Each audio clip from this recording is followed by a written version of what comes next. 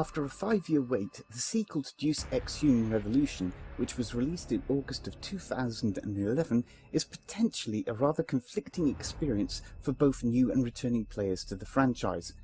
Eidos Montreal Studios' ambition in regards to environmental design and implementation is clear. Pushing their new Dawn game engine, there are a variety of highly detailed and visually impressive level designs that afford the player multiple traversable routes, many different locations and secrets to discover.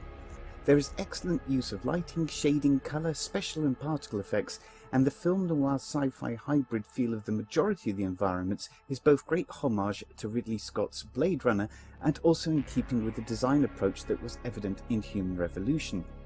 On the one hand, the inclusion of so many different areas that the player can discover can be seen as a great bonus to players who like games where there is an abundance of extra hidden narrative devices, such as books, files, notes, etc.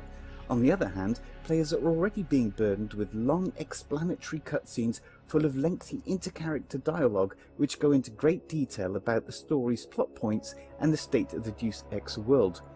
Writers Jason Dossios and Stephen Gallagher have created a complex and in-depth sequel that fully justifies why the main protagonist, Adam Jensen, embarks on the paths that he does throughout the game, but at times the dialogue seems just too saturated and self-indulgent. Once the player is freed from the cutscenes, the story largely takes a back seat, as the well-crafted gameplay mechanics and a sense of exploration takes over. Yet for many players, the sense of exploration will probably only go as far as it is convenient to reaching one of the main story or side mission objectives. There is a risk that a large amount of the extra detailed areas that have been incorporated into the level designs will simply be skipped by players caught up in pursuing the main story. Having said that though, it can be argued that having undiscovered routes and locations certainly adds value to replayability. There also appears to be a conflict within the idea and implementation of stealth.